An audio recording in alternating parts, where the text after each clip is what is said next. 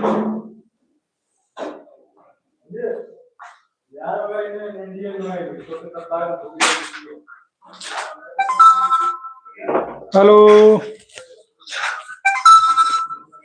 Hello, नमस्कार, कैसे हो आप सभी लोग? हेलो नमस्कार, कैसे हो आप सभी लोग? संभवतः अच्छे होंगे। मैं हरिओम आप सभी का स्वागत करता हूं हरिओम सर जीएस में। और आज हमारी क्लास थोड़ी लेट हो गई।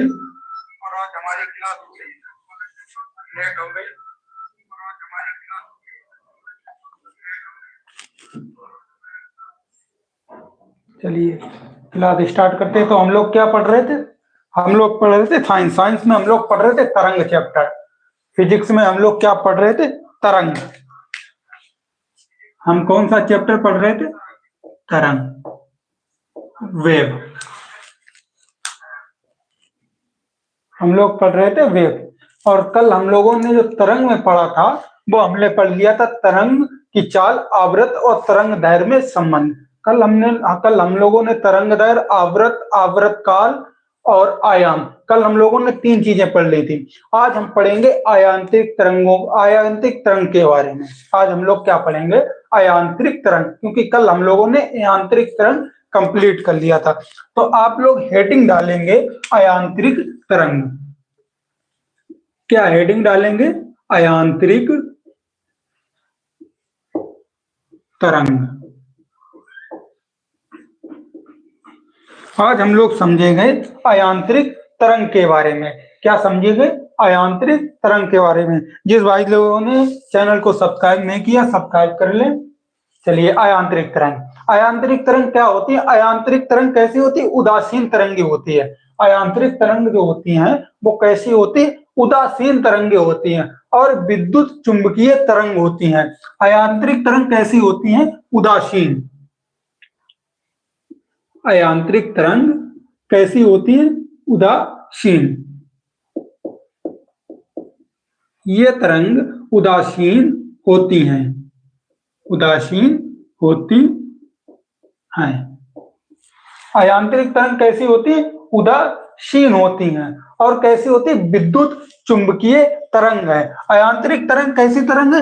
विद्युत चुंबकीय तरंग। विद्युत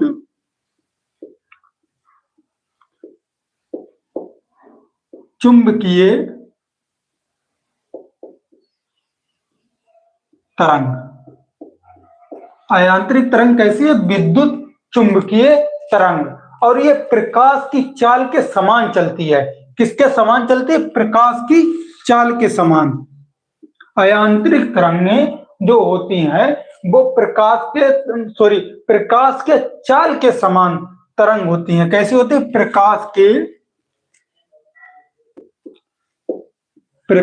के चाल के समान तरंग होती हैं। प्रकाश की चाल हमने क्या बताया था? प्रकाश की चाल हमने क्या बताया था? 3 × 10⁸ मीटर पर सेकेंड। प्रकाश की चाल हमने कितनी बताई थी? 3 × 10⁸ मीटर पर सेकेंड। 3 × 10⁸ मीटर पर सेकेंड। हमने क्या बताया था? प्रकाश के चाल के समान ये तरंगें चलती हैं। आगे देखें। और ये कैसी तरंगे होती है? अनुप्रस्थ तरंग होती हैं। ये कैसे होती है? अनुप्रस्थ प्रकार की तरंग होती है। ये तरंग अनुप्रस्थ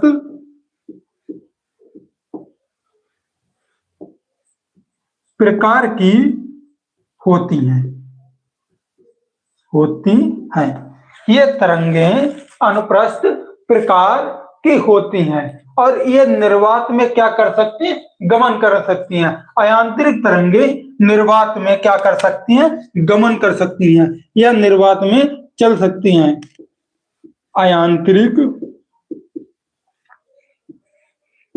अयांत्रिक तरंग निर्वात में चल सकती हैं। या गमन कर सकती हैं, चल सकती हैं। आइए एक बात समझ लेते हैं आंतरिक तरंगों को। हमने क्या बताया, अयांत्रिक तरंगें जो होती हैं वो कैसी होती हैं, उदासीन होती हैं, और ये विद्युत चुंबकीय तरंगे हैं। अयांत्रिक तरंगे कैसी हैं, विद्युत चुंबकीय तरंगे हैं, और ये प्रकाश की चाल के समान चलती हैं। अयांत्रिक तरंगे कैसी चलती हैं, प्रकाश के चाल के समान चलती हैं। प्रकाश की चाल हमने क्या बताई थी, आपको पिछले वीडियो में प्रकाश की चाल बताई थी, 3 × 10⁸ मीटर पर सेकंड। प्रकाश की चाल हम लोगों ने क्या बताई थी, 3 × 10⁸ मीटर पर सेकंड। और ये तरंगे कैसी होती है, अनुप्रस्थ प्रकार की तरंगे होती हैं। ये तरंगे अनुप्रस्थ प्रकार की होती हैं। और ये क्या होती है, अयांत्रिक तरंगे जो होती है वो निर्वात में चल सकती हैं। आनंद कुशवाहा बोल रहे हैं, हम सब 3 टॉपिक डिस्कस किए हैं। जी जी, हमने 3 क्लासें डिस्कस की हैं भाई। जी आगे आगे देखते हैं। आगे हम लोग पढ़ेंगे अयांत्रिक तरंग के उदाहरण। हम लोग पढ़ेंगे अयांत्रिक तरंग के उदाहरण। आइए आगे देखते हैं। आगे हम लोग क्या पढ़ेंगे, अयांत्रिक तरंग के उदाहरण।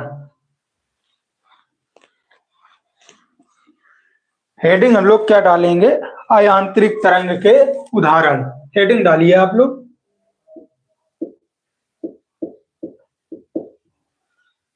अयांत्रिक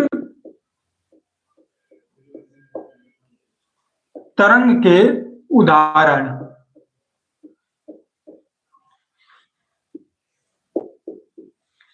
आइए अयांत्रिक तरंग के उदाहरण देखते हैं। अयांत्रिक तरंग के उदाहरण कौन कौन से हैं, गामा किरण, एक्स किरण, पराबैंगनी किरण, प्रकाश, अवरक्त किरण और रेडियो तरंगे। हमने क्या बताया, अयांत्रिक तरंग के उदाहरण क्या है, आइए पहला देखते हैं, गामा किरण। गामा किरण। दूसरा हमने क्या बताया, एक्स रे। गामा किरण को क्या बोलते, गामा किरण वाई रे, क्या बोलते हैं इसे, वाई रे। उसके बाद हमने क्या बताया, एक्स किरण और परावैंगनी किरण। दूसरे नंबर पर क्या बताया हमने, एक्स किरण, एक्स किरण। इसके बाद हमने क्या बताया, परावैंगनी किरण, परावैंगनी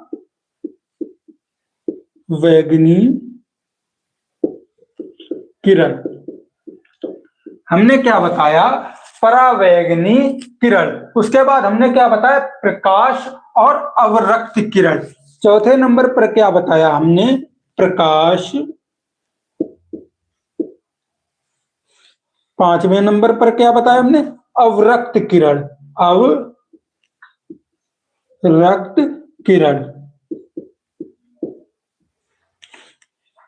छठे नंबर पर हम लोगों ने क्या बताया, रेडियो तरंगे। कौन सी बताई हमने, रेडियो तरंगे, रेडियो तरंगे, रेडियो तरंगे। अयांत्रिक तरंग के उदाहरण कौन कौन से हैं, गामा किरणें, एक्स किरणें, परावैंगनी किरणें, प्रकाश, अवरक्त किरण और रेडियो तरंगे। आप लोग ये लिख लीजिए, तब तक मैं कैमरा थोड़ा देख लूं, कैमरा सेट है या नहीं।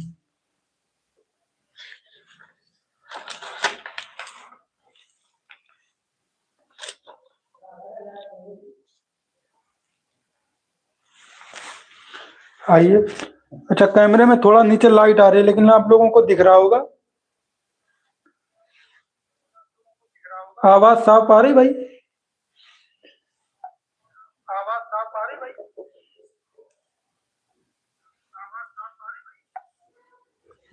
आइए आगे देखते हैं। आगे हम लोग क्या पढ़ेंगे, गामा किरण। गामा किरण के बारे में हम पूरा विस्तार से पढ़ेंगे। आवाज तो सही आ रही है, चलिए आगे देखते हैं गामा किरण। गामा किरण को विस्तार से पढ़ेंगे। हेडिंग डालिए, गामा किरण। अयांत्रिक तरंग में हम क्या पढ़ेंगे, गामा किरण।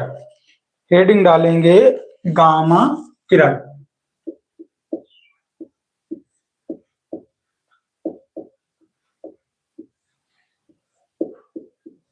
गामा किरण या वाई रेज, गामा किरण। आइए गामा किरण के बारे में पहले समझ लेते।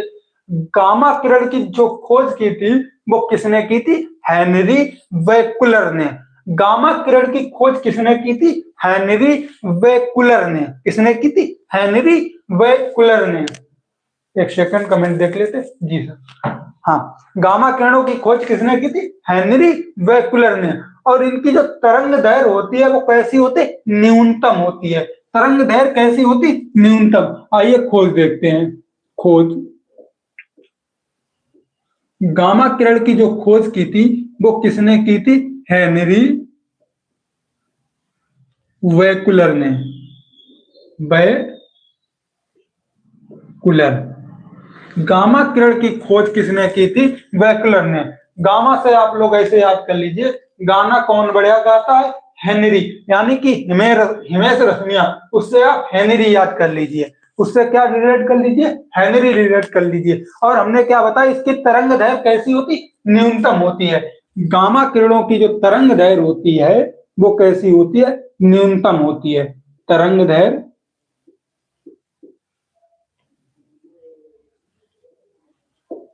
तरंग दैर्घ्य कैसी होती है? न्यूनतम। गामा किरणों की जो तरंग दैर्घ्य होती है वो कैसी होती है? न्यूनतम होती है।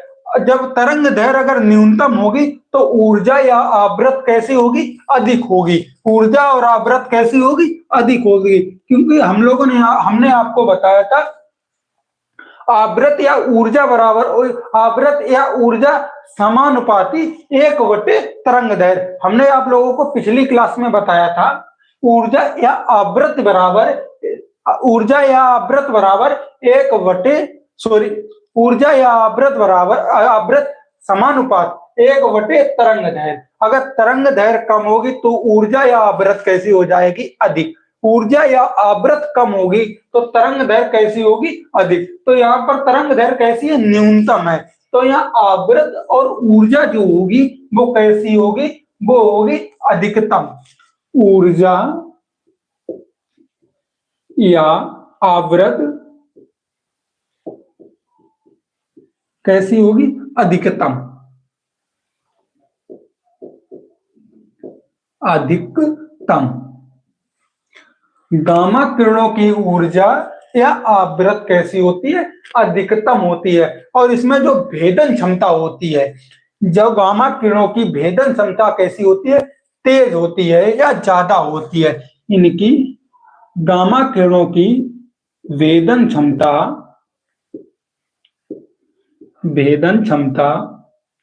कैसी होती है? ज्यादा। कितनी ज्यादा होती है? ये 30 सेंटीमीटर की स्टील की चादर को आसानी से क्या कर सकती?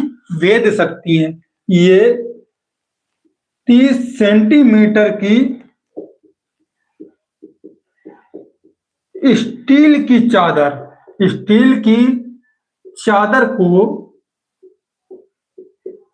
आसानी से क्या कर सकती हैं? भेद सकती हैं।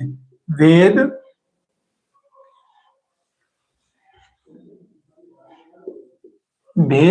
सकती हैं।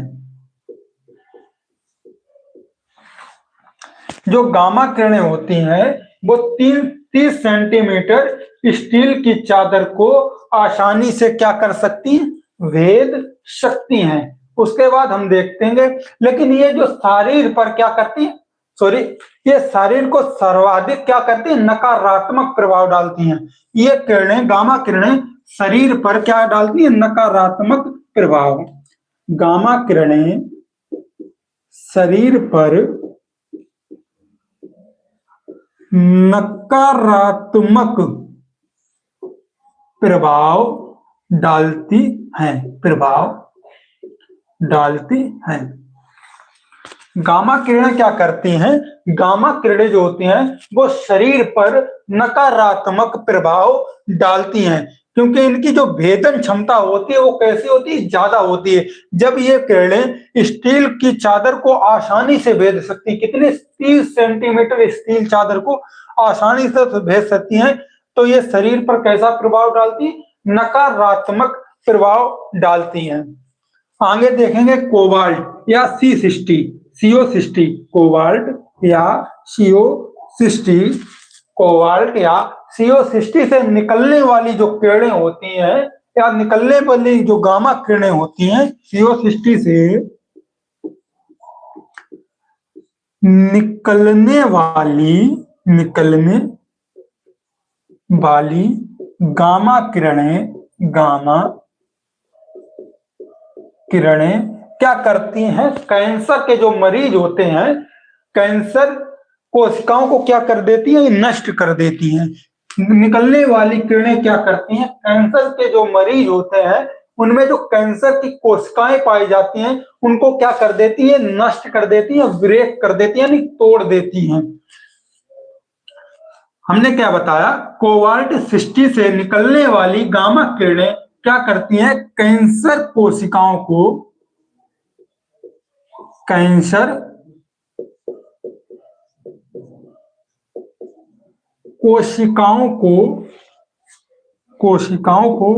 नष्ट कर देती हैं,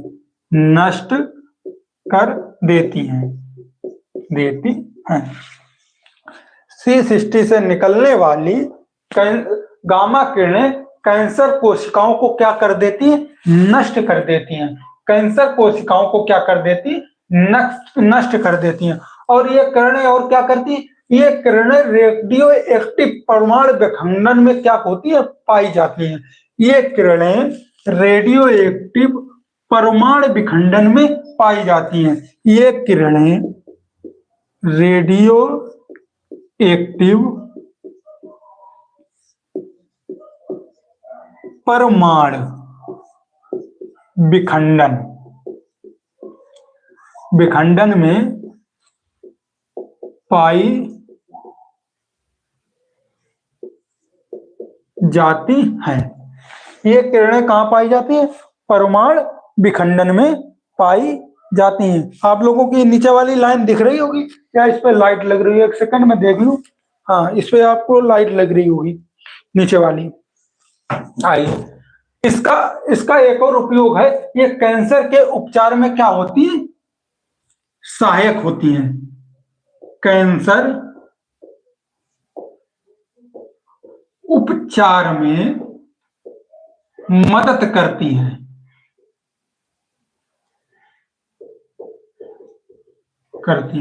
कैंसर उपचार में मदद करती हैं। गामा किरणों को एक बार हम समझ लेते हैं। गामा किरणों को हमने क्या बताया, इनकी जो खोज की थी वो किसने की थी, हेनरी वैकुलर ने। हेनरी आप लोग इस तरीके से याद करते हैं, जो गाना गाते हैं वो कौन है, हिमेश रेशमिया से बनेगा हेनरी वैकुलर। और इनकी जो तरंग दैर्घ्य कैसी होती है, वो न्यूनतम होती। जब किसी की तरंग दैर्घ्य न्यूनतम होगी तो उसकी आवृत्ति कैसी होगी, अधिक होगी। तो गामा किरणों की जो आवृत्ति होती है वो कैसी होती है, अधिकतम होती है। आवृत्ति को हम क्या कहते हैं, ऊर्जा भी कहते हैं। इनकी जो वेदन क्षमता होती है वो कैसी होती है, ज्यादा होती है। गामा किरणों की जो वेदन क्षमता होती है वो कैसी होती है, ज्यादा होती है। आगे देखिए, 30 सेंटीमीटर की स्टील की चादर को ये आसानी से क्या कर सकती है, यह वेद सकती हैं।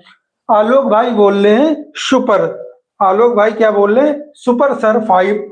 थैंक यू आलोक भाई, थैंक यू आलोक भाई। आइए आगे देखते हैं, हमने क्या बताया, C60 से निकलने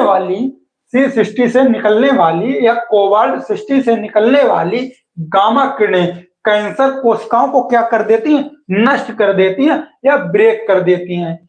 अब आगे हमने क्या बताया, रेडियो एक्टिव परमाणु विखंडन में ये किरणें क्या करी जाती है, ये किरणें पाई जाती हैं। इसके बाद आप लोग स्क्रीनशॉट ले सकते हैं और हम लोग इसके बाद आगे पढ़ाएंगे। आप लोगों ने स्क्रीनशॉट ले लिया होगा। इसके बाद हम लोग क्या चलते हैं, आगे चलते हैं। चलिए, आज आप लोगों को पढ़ने में मजा आ रहा होगा, मजा आ रहा है आप लोगों को।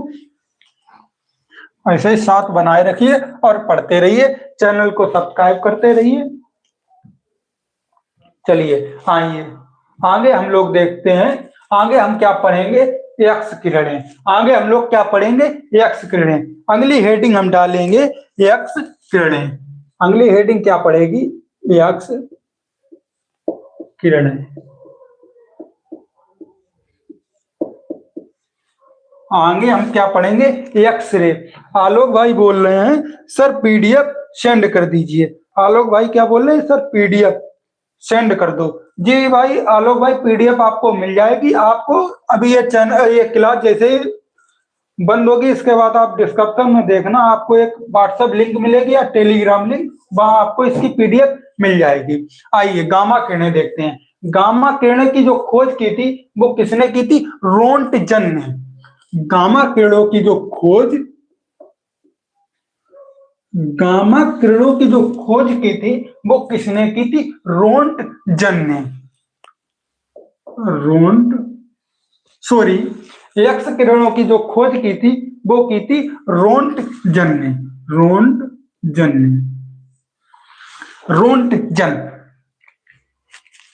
आइए एक्स किरणों को कैसे याद करते हैं, जो आपकी एक्स गर्लफ्रेंड होती है, जो आपकी एक्स होती है, वो क्या करती है, रोज क्या देती है, टेंशन देती है।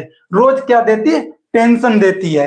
एक्स आपको क्या देती है, रोज टेंशन देती है। इसलिए आप एक्स से याद करेंगे रोंटजन। एक्स क्या करती है, आपको रोज टेंशन देती है।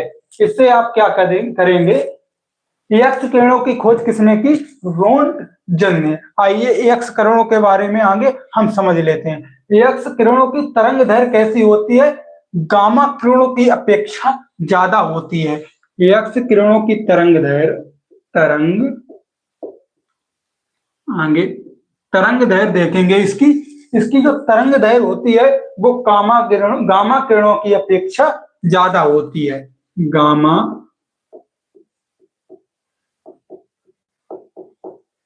किरणों की अपेक्षा ज्यादा।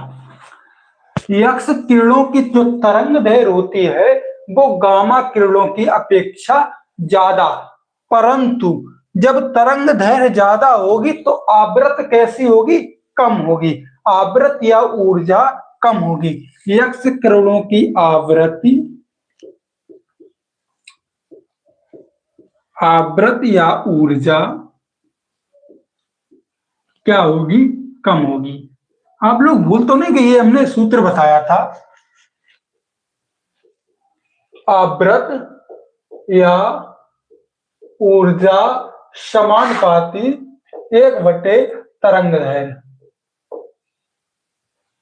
1/तरंग दैर्घ्य हमने आपको ये बताया था। आइए आगे देखते हैं, तरंग दैर्घ्य कैसी होगी, गामा किरणों की अपेक्षा तो आवृत्ति कैसी होगी, कम होगी। जितनी ज्यादा तरंग दैर्घ्य होगी उतनी कम आवृत्ति होगी। आइए आगे देखते हैं इसका उपयोग, आगे देखते हैं इसका उपयोग कहाँ होता है। हड्डी टूटने पर क्या करते हैं, एक्सरे कराते हैं। हड्डी टूटने पर हम क्या कराते हैं, एक्सरे कराते हैं। यानी कि इसके बाद देखेंगे एक्स किरणों का उपयोग, एक्स किरणों का उपयोग एक्सरे करने में, टूटी हुई हड्डी की जांच करने में। टूटी हुई हड्डियों की जांच करने में, जांच करने में। एक्स किरणों का उपयोग कहाँ करते हैं, टूटी हुई हड्डियों की जांच करने में। कहाँ करते हैं, जांच करने में या सीटी स्कैन करने में। इसका उपयोग कहाँ करते हैं, सीटी स्कैन करने में। गामा किरणें जो होती हैं, एक सेकंड, शायद क्लास रुक गई है क्या, एक सेकंड, क्लास दिख नहीं रही।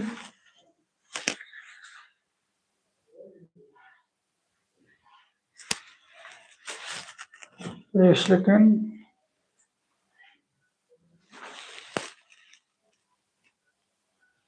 अब आप लोगों को क्लास दिख रही है कोई, शायद आवाज आ रही है? अब आप लोगों को क्लास दिख रही है कोई, शायद आवाज आ रही है? ये हमने दूसरा फोन इसी वजह से लिया।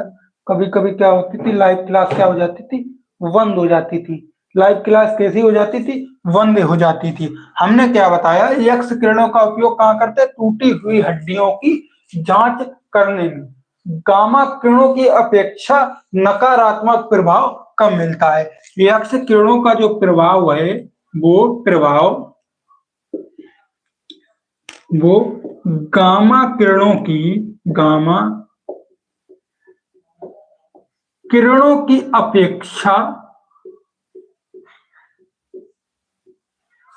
अपेक्षा कम, गामा किरणों की अपेक्षा कम नकारात्मक मिलता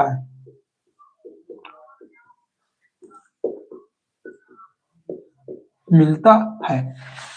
गामा किरणों की अपेक्षा कम नकारात्मक मिलता है एक्स किरणों का। आइए आगे देखते हैं एक्स किरणों। इसमें क्या होता, अत्यधिक गतिक ऊर्जा वाले इलेक्ट्रॉन कठोर धातु या टंगस्टन पर टकराने से क्या होती, उत्पन्न होती है। इलेक्ट्रॉन क्या करते हैं, अधिक ऊर्जा वाले इलेक्ट्रॉनों से टकराने पर ये किरणें क्या होती है, उत्पन्न होती है। ये किरणें कैसे उत्पन्न होती है, अधिक ऊर्जा वाले इलेक्ट्रॉनों से टकराने पर, गतिज ऊर्जा वाले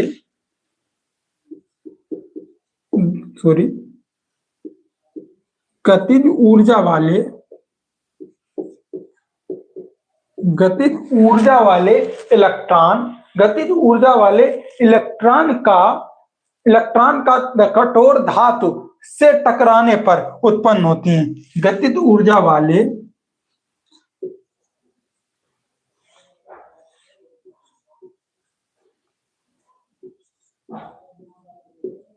इलेक्ट्रॉन का कठोर धातु से टकराने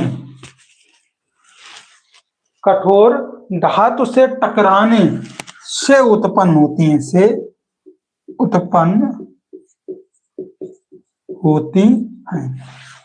चलिए आज हम क्लास को यहीं रोकते हैं। कल हम लोग पढ़ेंगे परावैगनी किरणें। कल हम लोग क्या पढ़ेंगे, परावैगनी किरणें। जिन लोगों ने भाई चैनल को सब्सक्राइब नहीं किया, सब्सक्राइब कर दीजिए और दोस्तों के साथ शेयर कर लीजिए। और हम आपको ये साइंस की जो क्लास है वो आपको डेली 11 बजे मिलेगी। डेली लाइव 11 बजे आपको ये क्लास मिल जाएगी। और इसमें आप लोगों को कोई भी दिक्कत हो या कुछ भी दिक्कत हो तो आप उसमें एक व्हाट्सएप लिंक दी गई है, आप वहां पूछ सकते हैं। एक टेलीग्राम लिंक भी आपको नीचे डिस्क्रिप्शन में मिलेगी, आप वहां जाके पर्सनली बात कर सकते हैं। चलिए क्लास को यहीं रोकते हैं। धन्यवाद।